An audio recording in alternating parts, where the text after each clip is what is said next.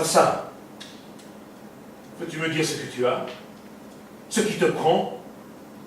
Est-ce à cause de l'assignation de lièvre? Mais bon Dieu, j'abandonne bien volontiers ces 3016 francs et les frais de procédure. Mais enfin pas! J'ai parlé! Adieu, monsieur. Je vous salue.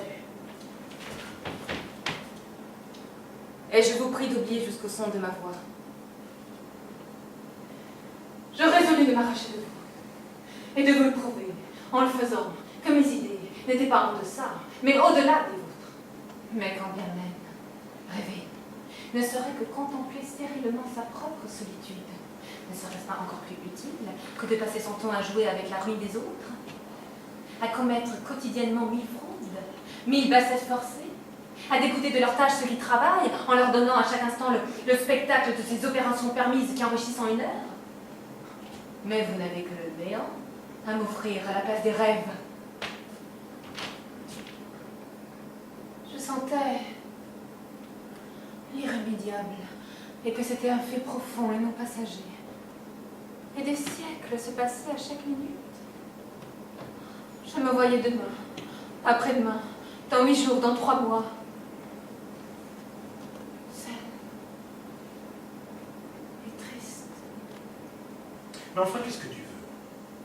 Spécifie une fois pour toutes ce que tu veux. Je veux vivre! Entendez-vous, insensé que vous êtes? Vous ne comprenez pas cela, vous, qu'on puisse raisonnablement vouloir vivre! Et ces choses irréparables, tout ce soi-disant sens commun ne me les rendra jamais. Voilà mon passif. Voilà le bilan de ma vie. Le respect filial et la fidélité conjugale n'ont pas justifié ma confiance aveugle. Et ma conscience reste interdite devant ces résultats de mon devoir accompli.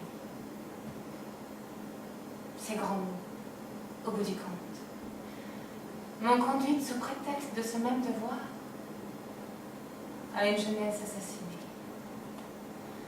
à une beauté qui s'efface avant l'âge, au plus admirable soir profané sur ses livres de caisse, à un mari dont la seule présence et certains souvenirs qui me font monter aux yeux. Ah, tenez, monsieur, des larmes de honte. Reste une issue. Emportez ma fille. M'y rattacher comme une naufragée. M'y incarner maintenant. En faire une femme de bronze capable de résister à tous les désenchantements et à tous les dégoûts. Pour cela, je dois m'enfuir avec elle. Et accepter, comme tant d'autres, le front haut. Moi donc, si tu as raison, tu ferais peser le poids de tes soucis à dormir debout sur toutes les existences d'une pauvre petite innocente. Tu n'en as pas le droit. Je te crois point lâche et dénaturé. Ma fille!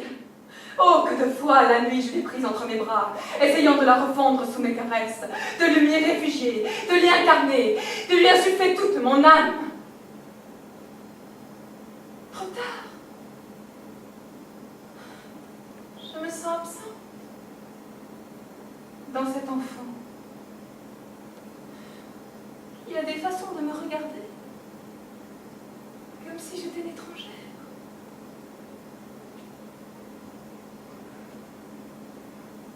Je ne vois que vous seul au fond de ses yeux.